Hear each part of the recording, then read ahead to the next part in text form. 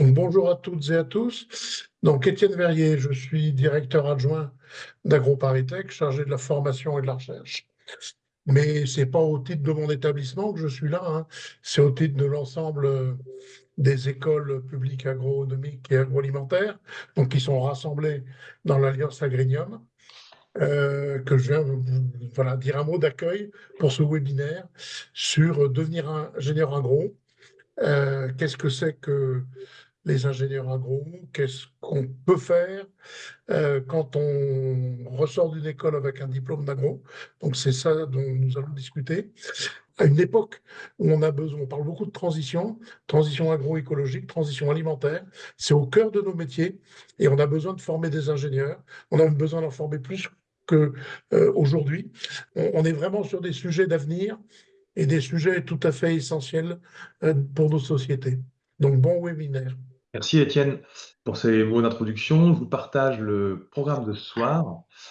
On va avoir l'intervention d'Amanda Ramirez, secrétaire générale d'Uniagro, pour parler de ce qu'est l'ingénieur agro. L'intervention de Clara Bourgault qui témoignera de ce qui se passe en école, euh, parce que c'est important de vous partager ces éléments. Max, pareil que je laisserai se présenter, interviendra sur la fresque des métiers. Marie-Christine Eustache, Dave Doniris, parlera de ce qu'est la formation et la vie étudiante. Et à la fin, on aura l'intervention de Laurent Fourmiguet, qui est enseignant en classe passerelle. Et j'ai passé la parole à Amanda Ramirez, que je vais laisser se présenter. Bonsoir à toutes et à tous. Donc, je suis Amanda Ramirez. J'occupe la fonction de secrétaire générale de la Fédération Uniagro. Donc, on voit le logo, la Fédération Uniagro. Le logo, il dit ce que c'est, hein. C'est une fédération qui a pour vocation d'unir les agros. Contrairement à ce que disait voilà tout à l'heure Étienne par rapport au projet, là, la Fédération Uniagro, nous de notre côté, on est sur la sphère en fait des associations d'anciens élèves d'écoles d'agro publiques. Et donc c'est un regroupement, c'est une fédération qui met ensemble des associations d'anciens élèves, donc des alumni, je pense que vous connaissez l'expression, donc les réseaux en fait des gens qui ont fait ces études, qui ont eu la chance voilà d'aller dans les écoles d'agro publiques.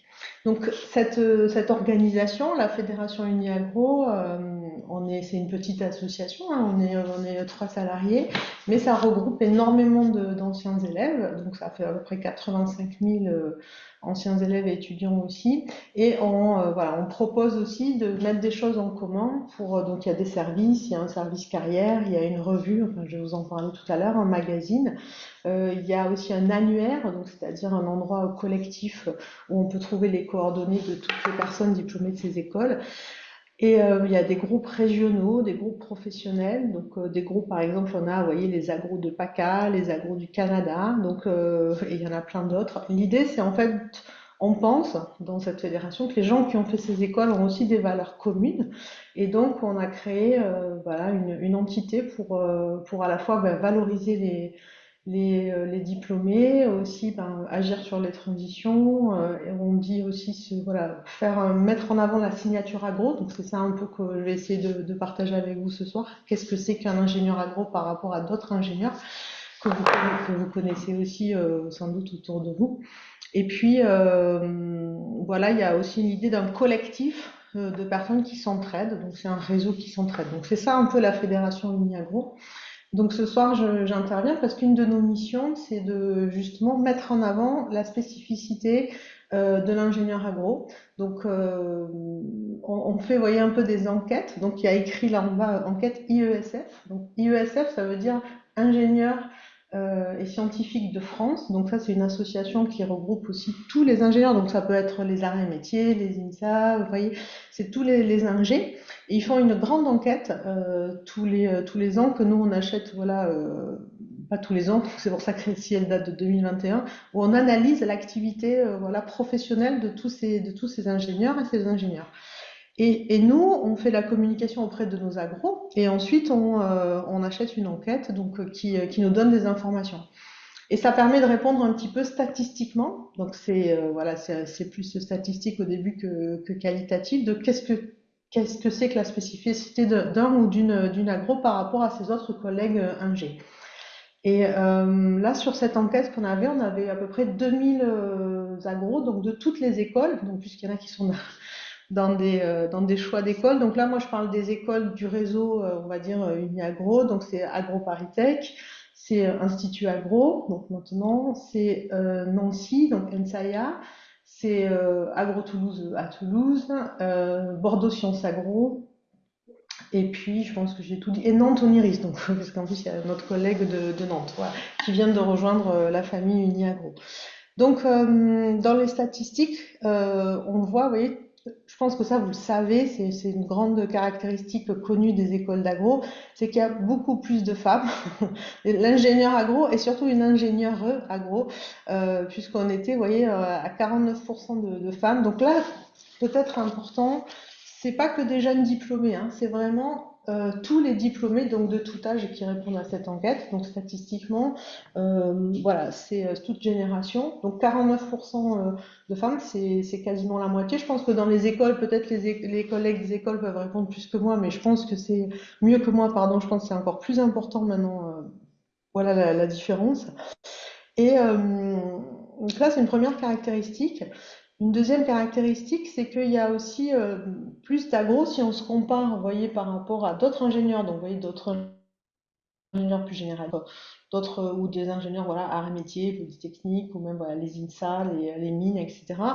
On a une proportion plus importante de fonctionnaires qui est souvent liée aussi au secteur d'activité en fait dans lesquels travaillent les agros, notamment la partie aussi environnement, enseignement, recherche, etc.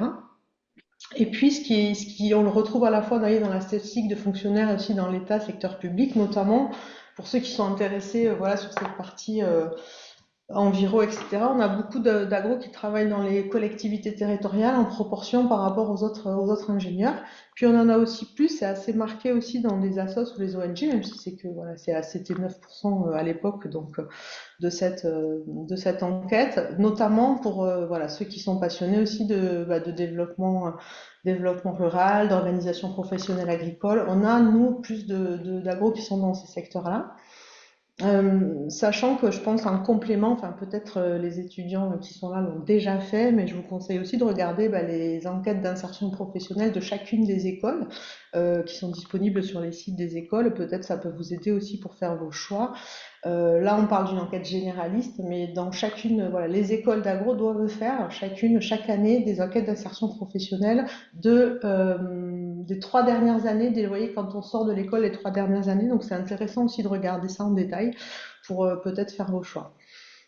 Autre caractéristique aussi, c'est que souvent on va retrouver des ingénieurs agro dans leur vie professionnelle, ils sont beaucoup plus présents sur l'ensemble du territoire. Vous voyez, on a plus d'agro par rapport à d'autres ingés, on va les retrouver. Donc je pense aussi que c'est en lien avec les secteurs d'activité.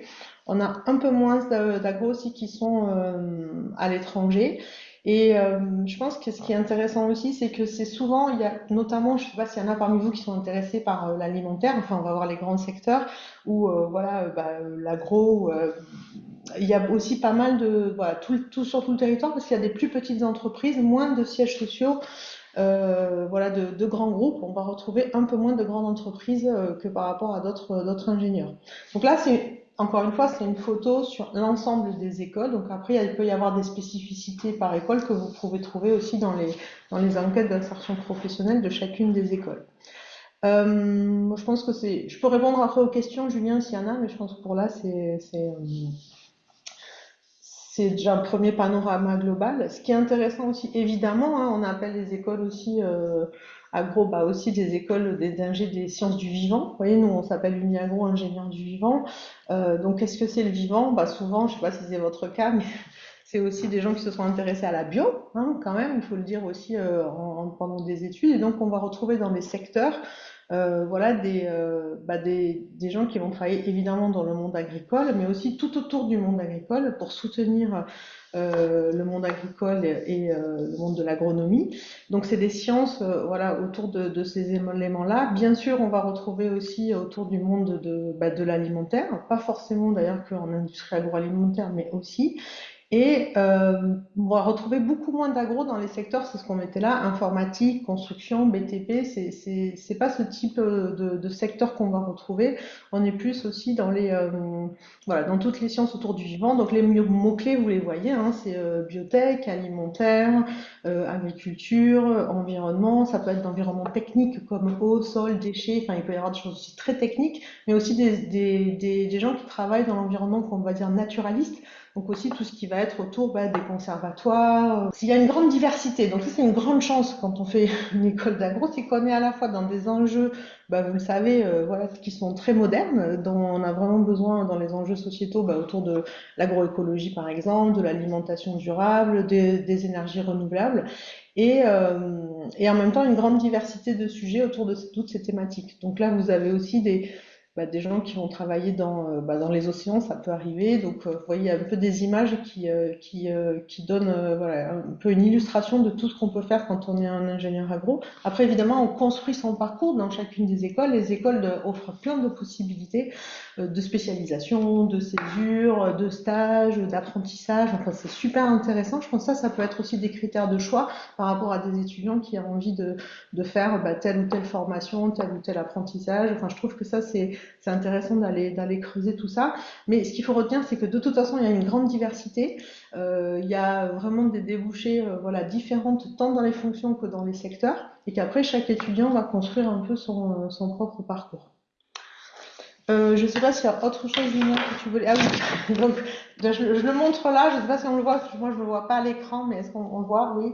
Donc dans la fédération, on publie un magazine qui s'appelle le magazine Planète Agro. Donc tous les diplômés ensemble, des bénévoles, qui fabriquent ce magazine pour justement mettre en avant la spécificité, la valorisation des parcours et des thématiques voilà, agro.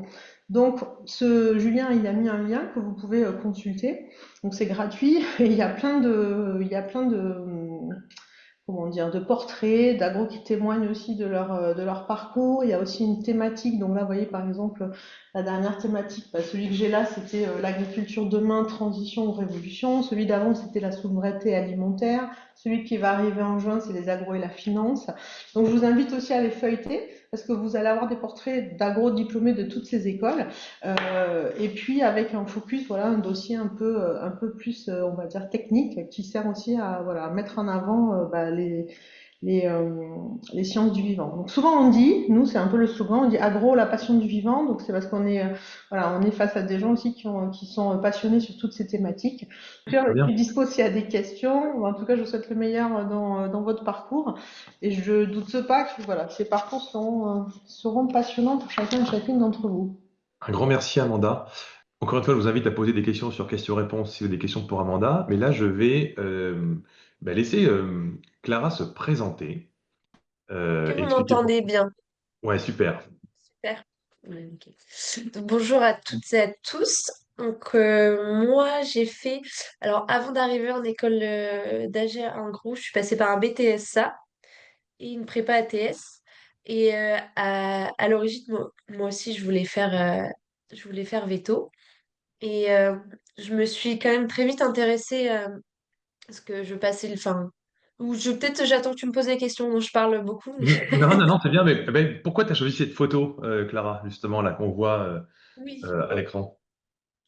Parce que, alors, comme on peut voir, c'est une vache normande. Alors, déjà, premièrement, ça représente un peu ma région. Et je suis une amoureuse des vaches et des productions animales en général, mais de l'élevage de vaches, enfin, laitier, ça m'intéresse beaucoup. Et donc, voilà, j'ai voulu mettre en avant en même temps la race normande et les productions animales, ce à quoi je m'intéresse actuellement. Alors, justement, c'est un peu une question qui était posée tout à l'heure en préambule. Mais toi, pourquoi tu as choisi finalement cette voie ingénieur agro? Alors, j'ai toujours été intéressée par l'élevage et les productions animales. Et en m'intéressant au concours veto, on passe forcément aussi Je passais agro-veto, donc je me suis intéressée aussi à l'ingénieur agro. Et donc, j'ai très vite compris qu'on pouvait se spécialiser déjà dans les productions animales. Et moi, mon but, enfin, j'ai toujours voulu être au service un peu de l'éleveur et lui apporter quelque chose à l'éleveur. Donc, je me suis dit que c'est en me lançant dans GA Group que j'allais pouvoir trouver un métier dans lequel j'allais m'épanouir. Mais comme tu étais destiné au départ pour une carrière veto, on pourrait dire, maintenant que tu es en école d'ingé agro, est-ce que finalement, par rapport à cette envie de travailler voilà, en production animale, finalement, quand on a discuté en préparant ce webinaire, tu te retrouves hyper à l'aise dans tes bottes, on pourrait dire, dans tes baskets en école d'ingé agro? Oui, oui, oui, complètement. Bah, c'est en partie grâce à mon BTS. En BTS, on a beaucoup quand même de terrain côté technique des productions animales, et même pas que production animale. Enfin, même si je me suis spécialisée dans ça dès le BTS, mais voilà, tout le côté technique, quand on arrive en école d'ingé agro, ça c'est un vrai plus comparé à ceux qui sortent de prépa BCPST. Parce qu'il faut savoir, quand on arrive en école d'ingé agro, voilà, la première année, on fait un état de lieu de un peu toutes les productions, on voit énormément de choses, on balaye beaucoup, beaucoup de choses, des productions végétales aux productions animales. Et c'est vrai en ayant vu un peu le côté terrain, etc., on se sent tout de suite un peu plus à l'aise par rapport à certains en première année. Ok. Et après, toi, aujourd'hui, ton quotidien, et pour décrire un peu voilà, ce que tu fais en ce moment, ton stage. Alors, bah, donc je vais décrire un petit peu l'année que j'ai passée là. Donc, le premier semestre, on avait 3 mois. Je suis à l'Institut Agro-Rennes. Je vois un petit message là, mais je suis à l'Institut Agro-Rennes.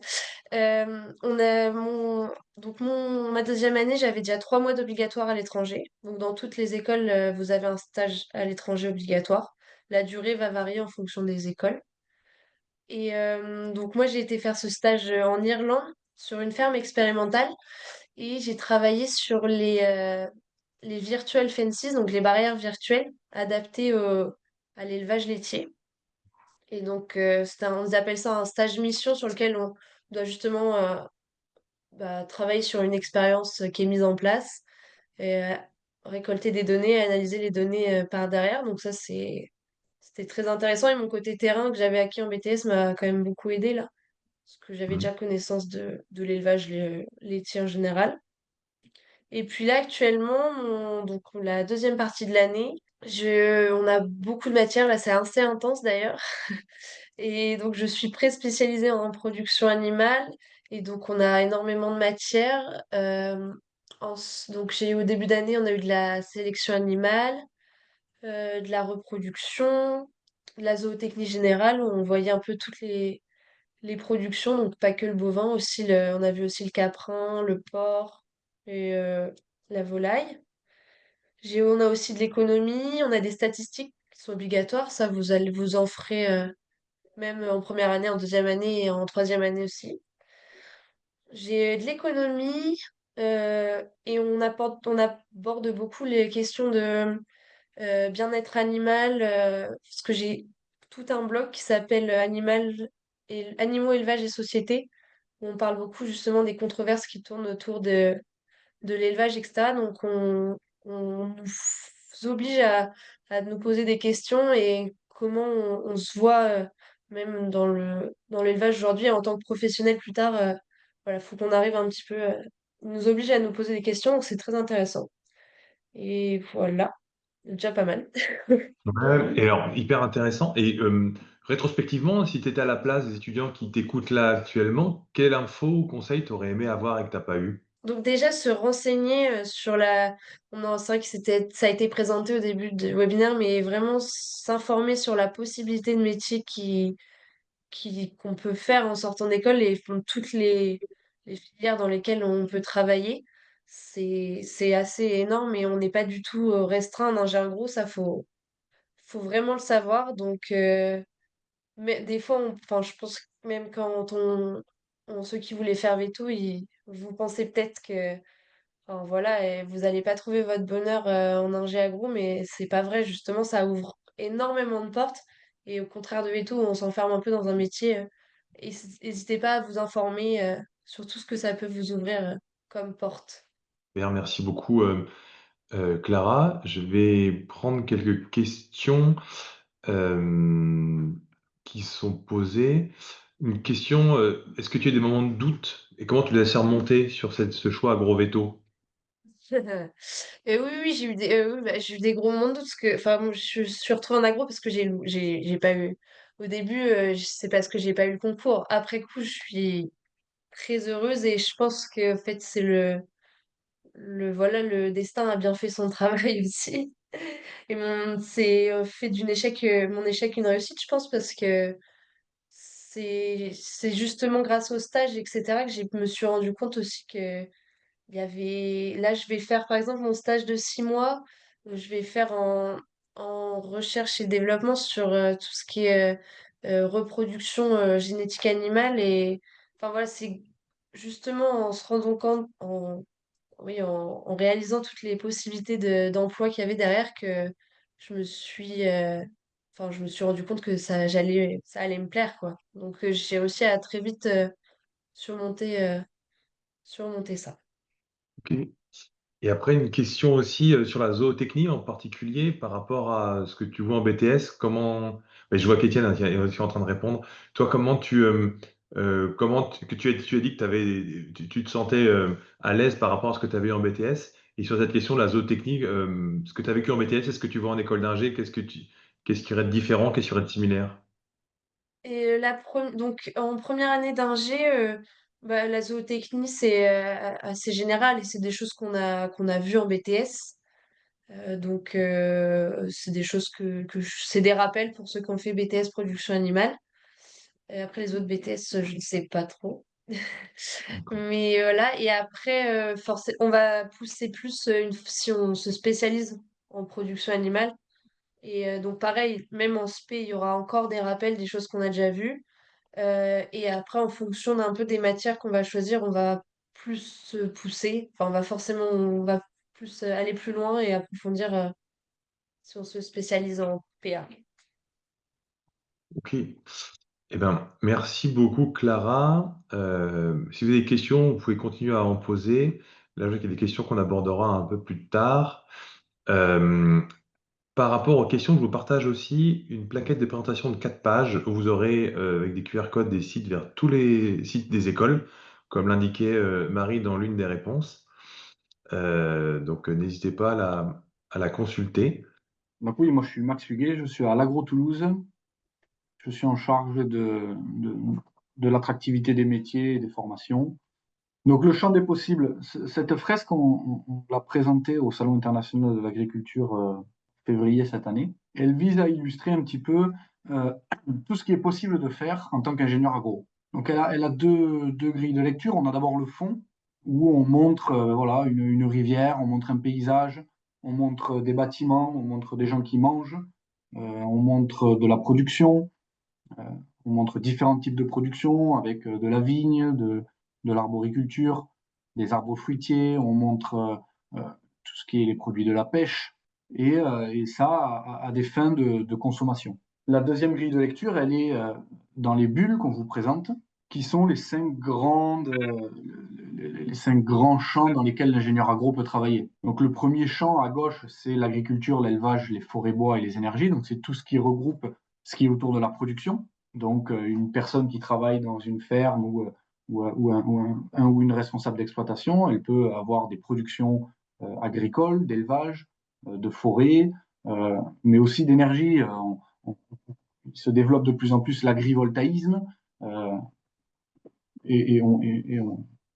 on a beaucoup de fermes qui s'y convertissent notamment. On a beaucoup dans ce champ aussi le satellite qu'on voit en haut à gauche, où c'est de la production qui se numérise de plus en plus et qui intègre les nouvelles technologies et l'intelligence artificielle dans ces nouveaux outils et ces méthodes de production. Et là, les métiers, ben, ça peut être des métiers de producteurs ou de productrices, ça peut être des métiers autour du vin, avec l'œnologie, la gestion des chais, ça peut être dans l'arboriculture aussi, ou dans les coopératives, dans le développement de filières, euh, avec le développement des filières de protéagineux qu'on entend de plus en plus. La deuxième bulle au-dessus, eau, environnement, espace naturel, paysage, c'est tout ce qui regroupe ce qui est autour de l'environnement. Et là, on va avoir des métiers de type à l'intérieur des conservatoires d'espaces naturels, ça va être des analyses sur des gens qui analysent la biodiversité. On peut aussi beaucoup travailler sur l'eau, sur la gestion des bassins versants, sur la qualité et le traitement de l'eau. On a la troisième bulle au milieu, alimentation, santé, pharmacie, cosmétologie, qui va être tout ce qui est la transformation des produits. C'est-à-dire qu'on a des produits bruts et la manière dont on les transforme et toute l'industrie et la commercialisation qu'il y a derrière, il y a besoin d'ingénieurs agro. Et donc là, on va avoir des métiers sur la qualité, sur l'amélioration de la qualité de ce qui est produit, la manière dont ce qui est transformé est parfaitement en adéquation avec ce qui est attendu derrière par le consommateur. On va avoir aussi des notions de management avec des responsabilités d'équipe ou de direction. On va avoir l'amélioration des flux logistiques, comment est-ce qu'on achemine tous ces produits du producteur ou de la productrice vers les consommateurs et les consommatrices. On va aussi avoir tout ce qui est la gestion de l'approvisionnement et de l'achat. Comment est-ce que les produits en entrée, la qualité des produits en entrée peuvent agir sur la qualité des produits en sortie. Donc ça, c'est quelque chose d'important. On a la quatrième bulle qui est service public, organisation professionnelle, formation, recherche, qui est une bulle très importante pour l'agriculture, qui est tout ce qui accompagne la production et tout ce qui accompagne l'agriculture. Donc là, on a le gros volet qui est la recherche. Donc on a beaucoup d'étudiants qui sortent d'écoles ingé agro qui poursuivent sur des thèses.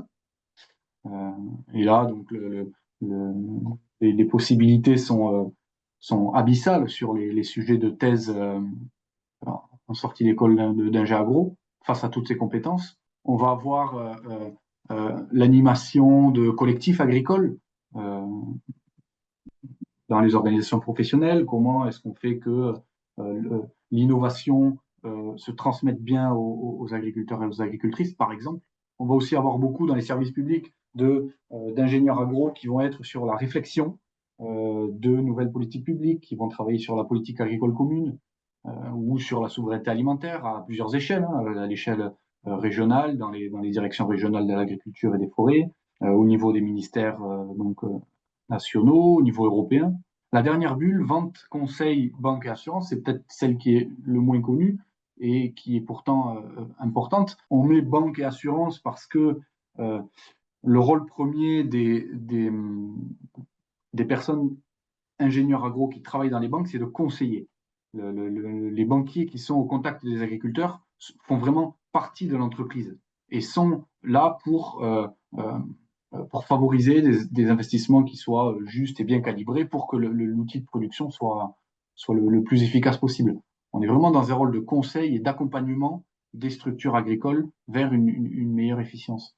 Donc ça peut être du conseil, de la gestion d'investissement, ça peut aussi être de la stratégie d'entreprise, faire intervenir des ingé agro sur la finance ou la gestion d'entreprise, c'est des choses qui se voient beaucoup.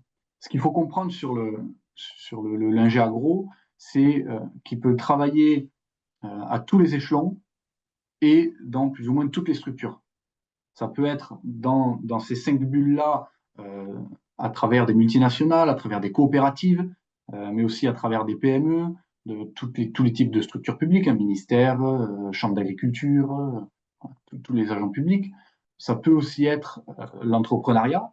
Dans à peu près toutes les écoles publiques d'agro, il y a des accompagnements à l'entrepreneuriat. L'ingénieur agro, quand il va arriver dans une structure, c'est quelqu'un qui va avoir à peu près toutes les cartes en main pour bien appréhender et bien régler les problèmes. On parle beaucoup de santé globale aujourd'hui. La santé globale, c'est caractérisé par l'ingénieur agro qui connaît, à travers ses études, la santé de l'environnement, comment fonctionnent les environnements. Il va connaître la santé du sol et des plantes, il va connaître la santé des animaux, il va connaître la santé et la qualité de la production et de la transformation alimentaire. Et donc, tous ces champs-là font qu'on arrive à généraliser la notion de santé pour avoir voilà, un environnement qui tienne un peu mieux la route et une santé humaine qui soit pas trop impactée ou voire bénéfique par rapport à ce qu'on y apporte. Voilà ce que je peux dire sur l'ingénieur agro. Julien, tu me dis s'il faut que je complète. Ouais, super. Merci beaucoup, Max. Merci aussi à Marie, Étienne et Clara qui continuent de répondre aux questions. Qu'est-ce qui vous paraît le le plus important, l'impact sur la société, le sens des missions, le salaire, l'équipe vie pro-perso et le contact avec la nature, on se rend compte que finalement, ça peut cocher toutes les cases d'ingénieur agro par rapport à ce que tu as présenté. Et c'est ça qui est intéressant dans les missions et les métiers que vous exercerez. Sachant qu'il y a une bonne partie des métiers qui n'existent pas encore. Et c'est tout l'intérêt de la formation initiale que vous allez recevoir en école d'ingénieur agro qui vous permettront d'appréhender cette incertitude et d'aborder de manière globale les situations. Alors ouais, la meilleure école d'agro pour l'environnement, mais tout dépend de ce que vous voulez faire. Il n'y a pas de bonne et de mauvaise réponse. Ça, l'ingénieur agro vous le dira souvent, hein, ça dépend. C'est pas blanc, c'est pas noir. C'est toute une nuance de gris. En fait, juste pour terminer de répondre à ça, l'environnement, c'est présent partout. C'est-à-dire que tous les métiers vont avoir un impact sur l'environnement et il va y avoir une réflexion environnementale derrière. N'importe quel conseiller bancaire ou n'importe quel producteur ou productrice va avoir cette notion d'environnement, il va savoir comment, dans son impact et dans son métier, agir pour favoriser pour, euh, pour être en plus en adéquation possible avec l'environnement. Si je peux apporter un complément, Oui, je suis entièrement d'accord avec la réponse de Max. L'environnement est très présent, et y compris dans tous les enseignements de production. Et puis, il y a des enseignements qui sont dédiés à la gestion environnementale, à la gestion des écosystèmes. Et donc ça, je vais pas jouer au jeu quelle est la meilleure école. On joue pas trop à ce jeu-là. Les écoles ont leurs spécificités. Il y a des choses partagées avec toutes les écoles. Et pour vous donner une idée, le mieux, c'est quand même d'aller voir sur le site des écoles ce qui est proposé dans les enseignements et les spécialisations de troisième année qui sont proposées. Et là, vous verrez où est-ce qu'on offre euh, des choses sur la gestion environnementale, pas forcément liées à la production. Euh, vous verrez dans quelles écoles il y a ça et dans quelles écoles il n'y a pas trop ça. Mais l'environnement, oui, c'est une dimension qui est partout dans la formation de l'ingénieur agro. merci Étienne. Une question sur les débouchés. Y a-t-il réellement des débouchés à la sortie de nos écoles? Alors, la réponse est oui. Alors, je ne sais pas, pareil, Max, Étienne, Marie, si vous voulez compléter. Oui, la réponse est oui, indéniablement oui. Et comme je le disais dans mon introduction, euh, on sait que, enfin bon, on a fait il y a des études prospectives qui ont été menées. Et bon, à AgroParisTech, on en a conduit plusieurs, dont une sur les métiers de l'agriculture. Et on montre que dans les années à venir, c'est environ 800 ingénieurs en plus qu'il faut former à peu près chaque année, quoi. Donc, il y a vraiment de réels besoins. Et je ne dirais pas que le taux de chômage à la sortie d'école agro est de 0%. Mais beaucoup d'étudiants de troisième année sont déjà embauchés avant la fin de leur stage. Et ensuite, les délais pour trouver un emploi, ça se compte en mois, ça se compte pas en années. Donc, oui, oui, les débouchés sont très importants et très diversifiés. Ouais, si je peux donner un autre exemple d'employabilité, de débouché au niveau de nos écoles, par exemple, Étienne parlait d'AgroParisTech, mais pour Oneris, 90% de nos étudiants trouvent un emploi dans les 3 mois qui sortent, enfin après leur sortie d'école. Donc il n'y a vraiment pas de souci, oui. Pas Max, si tu veux compléter aussi sur cette, ou Amanda aussi, parce qu'on a un service carrière à Uniagro où on se rend bien compte que l'employabilité est bonne. Je ne sais pas si l'un ou l'autre voulait réagir. Bon, moi, je veux bien dire, c'est évident, effectivement, bah là, surtout ces dernières années, l'employabilité était vraiment enfin, très très bonne, autant pour les jeunes diplômés que pour aussi ensuite dans les mobilités.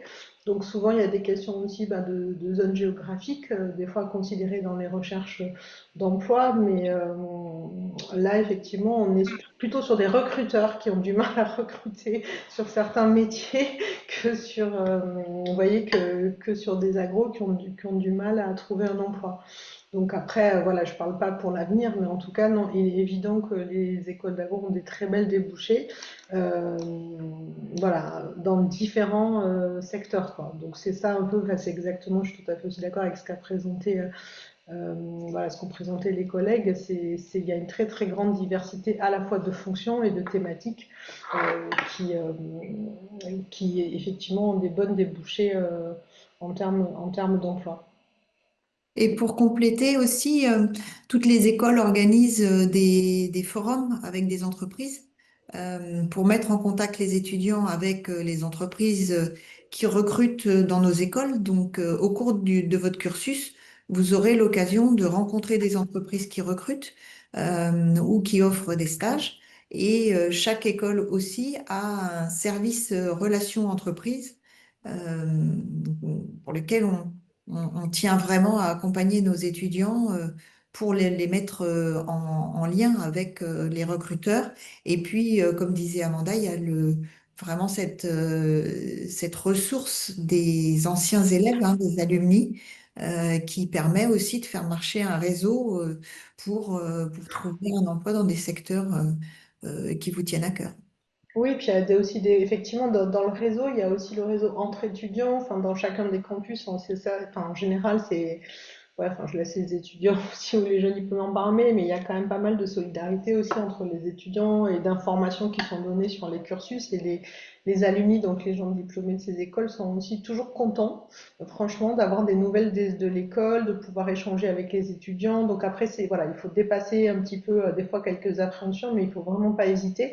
C'est aussi la chance de faire une école d'ingé, d'avoir accès à un réseau qu'on va faire vivre, qu'on va créer, qu'il y a des liens en fait qui sont faits, des conférences qui sont organisées, des apéros, enfin des choses qui sont faites pour rencontrer avec les écoles des gens diplômés et des étudiants, vous voyez, des soirées de métiers, effectivement les journées portes ouvertes. Enfin, il y a plein de choses, d'occasions qui sont créées dans ces écoles-là aussi pour que vous rencontriez au cours du parcours des professionnels en fait, des gens qui ont fait même il y a 2 ans, enfin voilà, des jeunes professionnels vos écoles.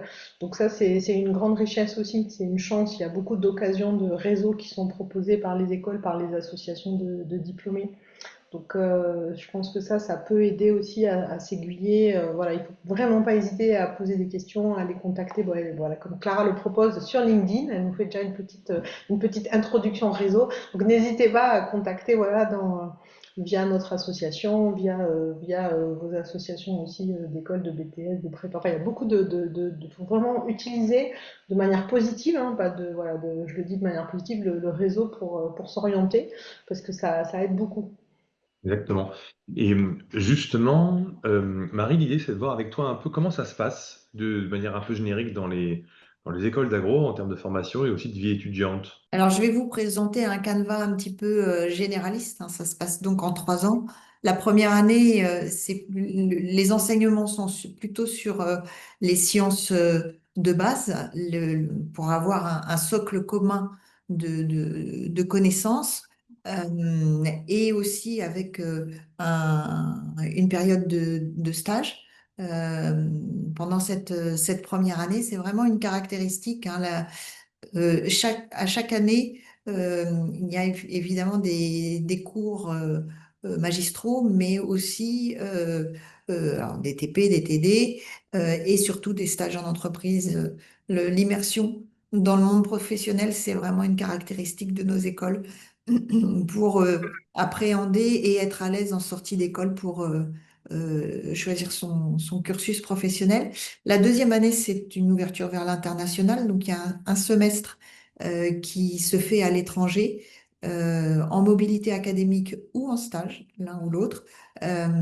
Et puis, toujours là, une période de stage qui est plus importante.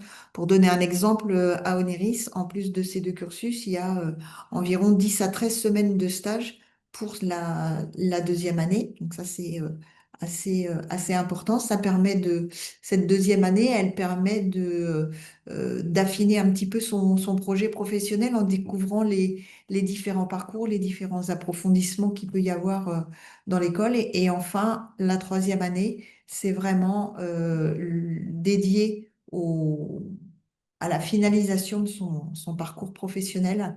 Et là, vous pouvez avoir des approfondissements avec des spécialisations. Donc, je vous encourage vivement à aller sur le site, hein, des 9 écoles d'agro euh, qui vont vous être présentées dans le petit flyer tout à l'heure, euh, pour découvrir les spécialités, celle qui vous correspondra le plus. Les écoles proposent aussi des doubles diplômes. À Oniris, par exemple, on a un double diplôme avec une université du Brésil. On a un double diplôme avec une école de commerce. On a des doubles diplômes avec des masters aussi. Tout à l'heure, Max parlait de santé globale, donc voilà, des masters bioproduction de la santé. Il y a aussi une possibilité de basculer en dernière année en contrat de professionnalisation pour certaines écoles. Ça veut dire qu'on fait sa troisième année entièrement dans une entreprise et on valide sa troisième année comme ça. Voilà. Il y a un mémoire de fin d'études au terme de à peu près 24 semaines de stage encore. Donc vraiment une mixité entre les apprentissages académiques et le monde professionnel. Ça, c'est très important. Et puis, j'ai vu passer une question sur les aspects financiers. Renseignez-vous aussi, certaines écoles proposent des formations par apprentissage. Donc, c'est important au niveau, voilà, au niveau financier. Il y a possibilité de commencer sur un statut étudiant et en fonction des places, de basculer sous statut apprentissage aussi. Et puis pour les stages à l'étranger, effectivement, il y a des programmes Erasmus qui permettent parfois d'avoir des bourses. Et ce qu'il faut savoir aussi, c'est que les stages au-delà d'une certaine durée peuvent être rémunérés. Donc tout ça permet de- d'avoir différentes opportunités. Euh, Ensuite, par rapport à la vie étudiante, c'est vraiment une caractéristique de l'enseignement supérieur, c'est que vous avez de nombreux clubs étudiants dans les écoles qui sont plutôt sur des thématiques sportives, donc club de foot, de basket, de hand, de rugby, de badminton, enfin vraiment c'est très diversifié. Des clubs culturels aussi. Il y a des spectacles qui sont organisés par les étudiants au cours de l'année. Ça peut être du théâtre, ça peut être de la musique, ça peut être du cabaret. Enfin, voilà, c'est vraiment très varié aussi. En Iris, on a environ une quarantaine de clubs. Donc, ça regroupe vraiment beaucoup de choses. Et il y a aussi des clubs développement durable avec des actions tournées vers la sensibilisation à préserver l'environnement, l'anti-gaspi, le tri des déchets, le nettoyage de la nature, et aussi des clubs qui sont plus orientés sur la responsabilité sociétale comme par exemple les cordées de la réussite. On a des étudiants qui accompagnent des lycéens qui sont un petit peu qui n'oseraient pas rentrer dans les études supérieures. Donc, eh ben, montrer que c'est ouvert à tout le monde et que c'est possible de rentrer dans nos écoles. Il faut rien s'interdire. Euh, voilà, du tutorat aussi sur des classes de prépa pour aider les étudiants qui passent les concours à passer cette période difficile. Voilà, en fonction de votre sensibilité, vous trouverez forcément un club qui correspond à vos goûts. Il y a évidemment les soirées étudiantes, quand même, ça fait quand même partie des souvenirs importants et incontournables des études. Euh, on a aussi une junior entreprise. Ça, je pense qu'il y en a dans toutes les écoles d'ingé, qui permet de, de se fédérer, de remplir des petits contrats avec les compétences qu'on a. C'est extrêmement bien valorisé. Voilà ce que je pouvais dire. Si vous avez des questions, je suis à votre disposition. Merci Marie. Et là, je repartage évidemment la carte qui est à la fin du 4 pages que je vous ai partagé. Vous voyez l'implantation des différentes écoles d'agro. Il y a une des questions qui a été posée au tout début sur le système PAVO, qui est la date limite pour le classement des écoles d'agro. Moi, comme date, j'ai le 6 juillet. Et l'idée, c'est que vous classiez l'ensemble des écoles de manière exhaustive pour que vous puissiez après avoir des possibilités d'affectation.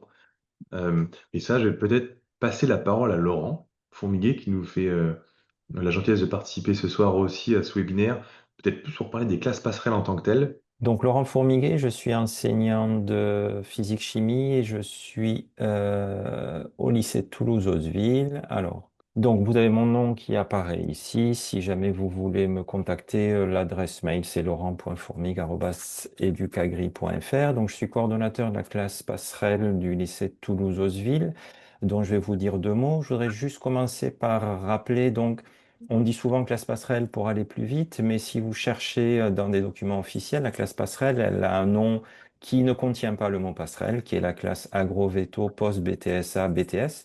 Donc c'est le nom officiel de la classe et ce nom-là, c'est celui que vous retrouverez sur tous les documents, même si effectivement, pour raccourcir un peu, on a tendance à l'appeler la classe passerelle. Donc l'objectif de ma présentation, je vais surtout m'adresser aux jeunes qui sont actuellement en BTS, puisque ceux qui sont déjà en classe agro-veto, post-BTS, donc en classe passerelle, vont pas avoir forcément beaucoup d'infos nouvelles pour eux, mais l'idée c'est quand même d'informer un petit peu ceux qui souhaitent accéder à cette classe, donc essayer de voir les modes d'accès, les enjeux, l'organisation, les localisations des différentes classes passerelles et essayer de répondre aux questions éventuelles qui seraient posées. Juste, c'était pas prévu, mais donc il y a une date qui a été donnée concernant Pavot. Pavot, la date qu'on a reçue nous en tant que cordeau, pour remplir Pavot, c'est le 7 juillet, donc vous avez parlé du 6, donc on est dans ces eaux-là, hein, donc jusqu'à début juillet, sachant que le 11 juillet, il y a une commission pour les jeunes qui sont actuellement en classe passerelle qui va entériner les classements et les affectations, donc il faut que ça se fasse en amont. Donc on est autour du 6-7 juillet, c'était tout à fait ça. Comment est-ce qu'on accède à une classe agroveto? Donc l'accès à la classe se fait, on candidate pas, hein, l'accès à la classe se fait qu'une fois qu'on a acquis, on a réussi, qu'on est lauréat du concours agro ou du concours veto de la voie BTSA BTS. J'ai eu au cours de l'année des questions en me disant, OK, moi je passe le concours BTS, mais en amont j'avais fait une classe prépa autre, par exemple une BCPST ou une TB que j'avais échoué. Est-ce que je suis obligé de repasser? Oui, hein, c'est un passage obligatoire. Une fois qu'on a le concours BTS à BTS, que ce soit le concours agro, le concours veto, on doit faire une année hein, de classe passerelle, quel que soit le cursus qu'on a suivi en amont, pardon. Les étudiants donc vont réaliser des vœux une fois qu'ils ont leur concours et qu'on leur annonce les résultats par ordre de priorité sur les classes passerelles, sur les classes agro-veto qu'ils vont avoir à choisir. Et en fonction, s'il y a besoin, du classement du concours, on peut départager les candidats si jamais tout le monde veut aller dans la même classe, bon, ce qui n'arrive pas, parce ce qui n'est pas arrivé la première fois, puisqu'on n'a qu'une année d'expérience. C'est le classement au concours qui va départager les candidats. Je vous rappelle donc très rapidement qu'on est dans ce type d'organisation. Je n'étais pas présent au tout début du webinaire, donc je ne sais pas ce qui a été dit ou pas, mais je vais passer très rapidement parce que ça n'a pas un grand intérêt. J'imagine ces infos, vous les avez. Donc en deuxième année de BTS, pendant la deuxième année, on peut passer le concours veto ou le concours agro, voire les deux. Ensuite, donc une année scolaire complète de classe agro-veto. Et ensuite, si on a eu le concours veto en amont, on intègre une école veto. Si on a eu le concours agro, on intègre une école d'ingénieur agro. Alors, je dis on intègre, on verra qu'il y a des conditions pour intégrer, hein. C'est une année, il n'y a plus de concours à la fin. Il y a des conditions quand même, il faut valider l'année. On va voir dans quelles conditions. On va en parler, mais en tout cas, une place est garantie pour chaque étudiant qui intègre la classe agro-veto. Il a une place qui l'attend soit en école veto, soit en école d'ingénieur, si jamais l'année de classe agro-veto se passe correctement. Donc sur les concours, très rapidement, là aussi, je ne sais pas ce qui a été dit avant ou pas. Donc attention, quand on veut s'inscrire à ces concours, il faut être issu essentiellement de BTSA ou de BTS dans le domaine de la biologie. Les BTSA, c'est quasiment tous hormis technicien commercial et DATR. Et les BTS, c'est quasiment tous ceux du domaine de la biologie et de la chimie. Vous avez tout à fait en bas une adresse Internet qui est le site que vous devez déjà connaître, le site du SCAV, du service des concours agronomiques et vétérinaires, puisque vous êtes inscrit sur ce site-là. Et donc, vous avez dans les notices la liste des BTS qui permettent de s'inscrire à ces concours. Juste, je vous rappelle, parce que parfois, je suis passé un peu trop vite, parfois vous avez tendance à pas aller lire tous les documents qui sont fournis, qui sont parfois relativement longs. Pour le concours veto, donc on a droit à 2 tentatives au maximum en France, quelles que soient les voies d'ailleurs, c'est 2 tentatives. Pour le concours agro, depuis 2-3 ans maintenant, cette règle a été enlevée et donc on peut passer le concours agro autant de fois qu'on veut. Il n'y a plus cette limitation de 2 ici.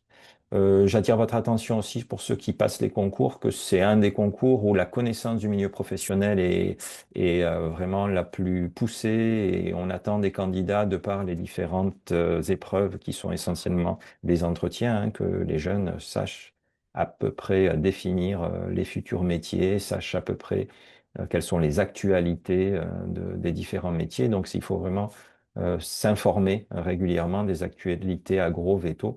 Et il n'y a pas d'épreuve disciplinaire pure et dure, mais on attend des jeunes qu'ils soient au courant quand même des actualités des différents métiers. Les enjeux de la classe passerelle, de la classe agrovéto, il y en a deux, hein. Le premier enjeu, c'est de se remettre à niveau. L'idée, c'est d'essayer d'aborder par la suite des études supérieures de manière le plus armée possible, hein, que uniquement à l'issue du BTSA ou du BTS. Donc c'est une remise à niveau scientifique, mais aussi en français et en anglais. Et si on lit d'ailleurs un des objectifs principaux qu'on peut lire dans le programme, ça c'est ce que je vais lire est issu du programme de la classe passerelle. L'étudiant sortant d'une année de classe préparatoire doit maîtriser des concepts et des méthodes fondamentales indispensables à la formation au métier d'ingénieur agronome et de vétérinaire. Il doit être capable d'appréhender des situations complexes liées au vivant, de mobiliser des concepts relevant des trois disciplines scientifiques pour résoudre des problèmes, de développer une réflexion dépassant les seuls enjeux techniques à chaque fois que c'est nécessaire, y intégrer les enjeux sociétaux afférents.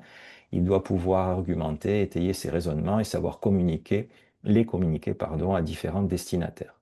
Donc l'idée, c'est petit à petit quand même d'aller au-delà de ce qu'a à savoir faire un technicien supérieur que vous êtes en sortant du BTS et de franchir petit à petit des étapes.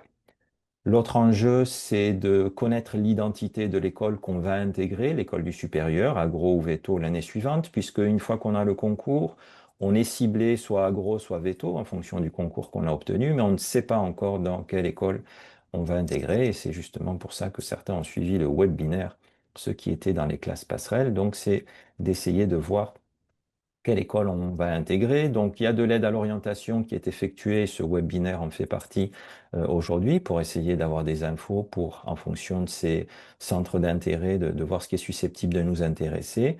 Et toujours pareil, même système que lorsqu'on intègre les classes passerelles à l'issue du concours. Donc, pendant l'année, on établit un classement national. Je vous explique sur une diapo qui suit de quelle façon on l'établit, ce classement, de manière à éventuellement départager des candidats. Si tout le monde veut aller dans telle école, eh ben, c'est que ce n'est pas possible parce qu'il n'y a pas assez de place. Comment on départage les candidats? Il y a un classement qui est établi. On va voir ça juste après. Donc voilà les deux enjeux, se remettre à niveau, choisir son école pour la suite. Comment on est organisé en classe agrovéto, en classe passerelle? Déjà, à savoir que les enseignements et l'organisation vraiment est prévue pour le public BTSA, BTS. Donc, on n'est pas sur la même organisation qu'une classe préparatoire classique, si certains en ont déjà vécu, type BCPST ou TB. On n'a pas les mêmes types d'organisation, on n'a pas les systèmes de call, etc. Mais par contre, l'idée, ça va être d'essayer de vous accompagner le plus possible et d'essayer de faire en sorte que vous arriviez à l'issue de cette classe-là avec des niveaux qui soient tout à fait susceptibles de vous permettre de suivre sans difficulté les écoles du supérieur. On va retrouver dans cette classe-là trois blocs, essentiellement le bloc scientifique avec les disciplines que vous connaissez déjà, biologie, écologie, maths info, physique, chimie. Donc c'est le gros volume horaire qui représente quasiment les deux tiers de ce qui se fait pendant la semaine. Le bloc des humanités avec lettres philo et anglais.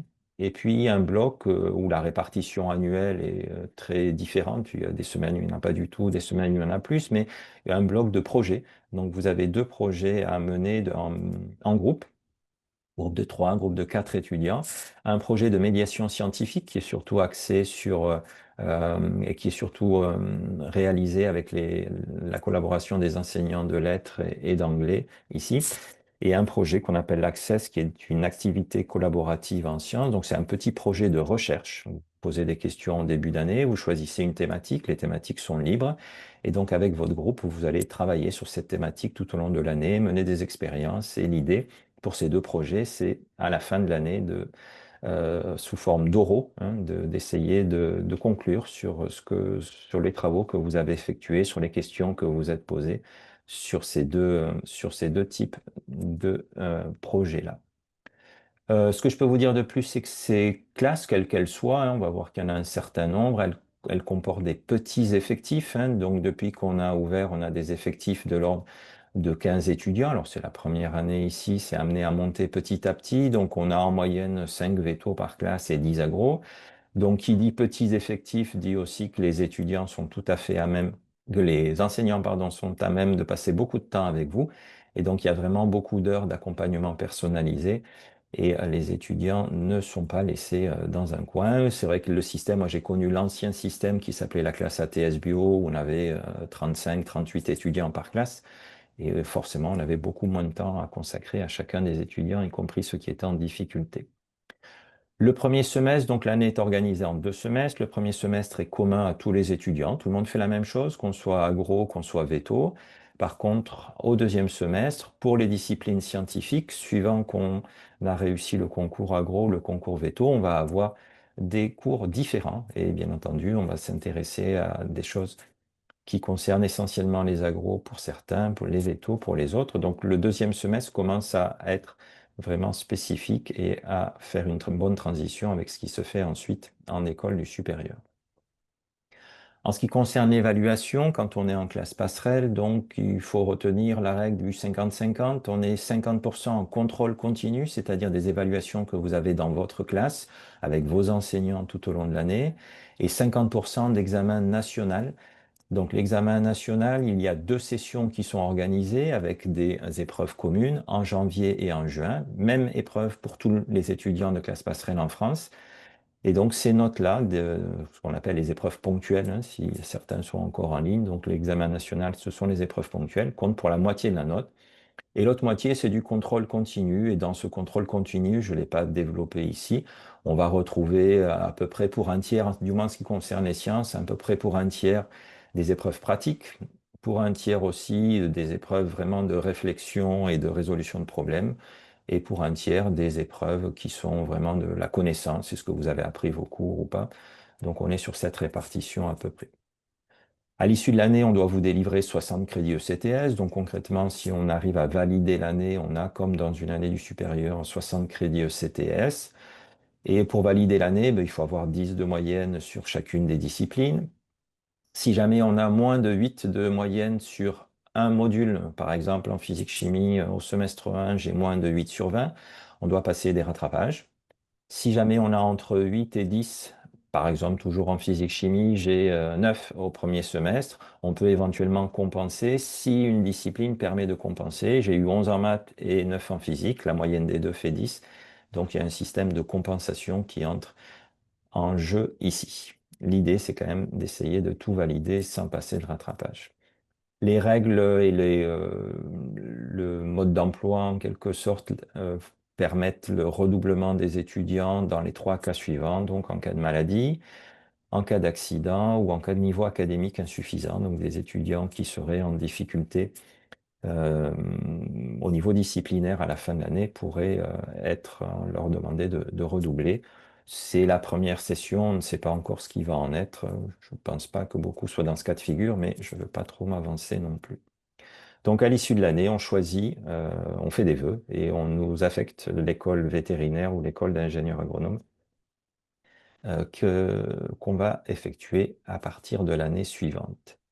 En ce qui concerne la réalisation de ces classes-là, donc cette année, il y avait 11 classes agrovéto en France, et puis il n'y en aura plus que 10 à partir de l'année prochaine. Sur les 11, une dépendait du ministère de l'Éducation nationale, c'était la classe de Gennevilliers en région parisienne, et l'Éducation nationale a décidé de ne plus faire partie de ces classes passerelles, donc seules vont rester les 10 classes qui sont sous la tutelle du ministère de l'Agriculture, qui sont dans des lycées agricoles publics, donc ce qui sous-entend qu'il n'y a pas de frais de scolarité, vous les avez sous les yeux.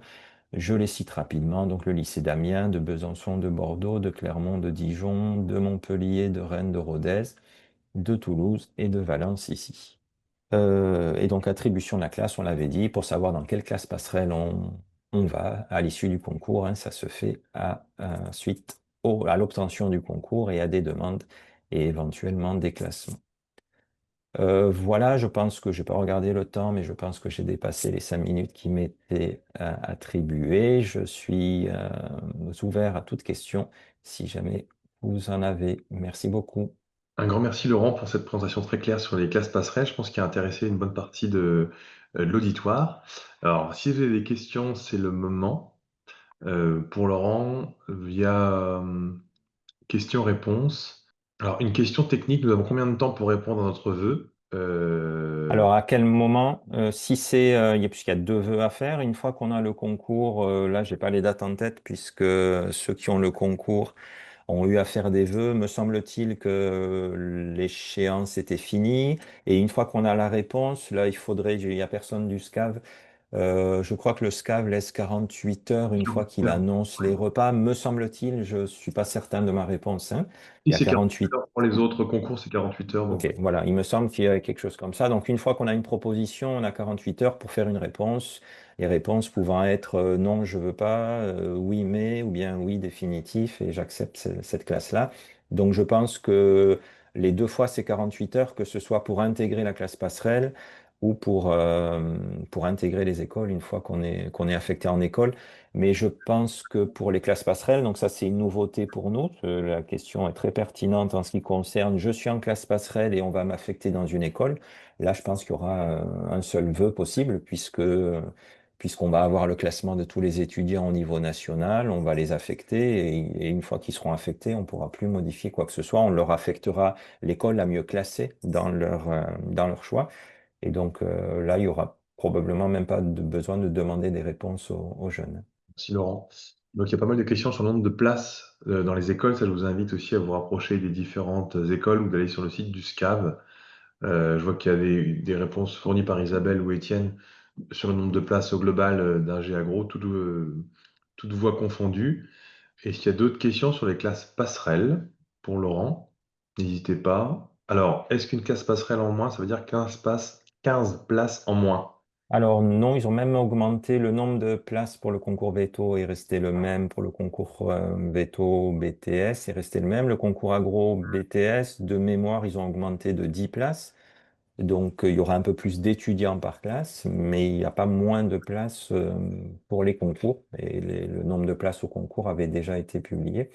Donc voilà, cette année, on était autour de 15 étudiants, même un peu moins par classe. On devrait être autour de 17 étudiants par classe l'année prochaine. Ok, merci. Alors oui, comme ça a été indiqué par Laurent, comme c'était une classe passerelle Éducation nationale à Gennevilliers, l'expérimentation ne continuons plus. Il n'y a plus de classe passerelle en région parisienne. Ah, Et effectivement, c'est un problème. Et dans le secteur, alors il y a quelques régions, mais la région parisienne étant la région la plus peuplée, c'est problématique. Il n'y a plus de classes dans cette région-là. Et donc, après, il faut voir en termes de transport, qu'est-ce qui est le plus près entre Amiens, Dijon, Rennes, peut-être, je ne me rends pas compte. Mais c'est vrai que c'est un problème qui a été soulevé pendant l'année. Malheureusement, la classe a été fermée pour autant. alors j'ai d'autres questions qui reviennent après sur l'ingénieur agronome fonctionnaire. En fait, là, je vous invite à vous rapprocher de l'Institut Agro Dijon, où là, il y a vraiment un cursus spécifique, ou après, ou d'AgroParisTech. Étienne, je te laisse répondre peut-être cette question J'ai sur les. répondu par écrit pour Ah, AgroParisTech et la formation des IPEF. ah bah très bien, Et, super. mais je ne peux pas répondre pour l'Institut Agro Dijon, Non. et j'aurais dû ajouter ça. Mais à Dijon, ouais, je vous invite, si vous avez des questions spécifiques, à regarder, voilà, site AgroParisTech et Institut Agro Dijon. Voilà. Est-ce que le programme détaillé des classes passerelles est disponible en ligne?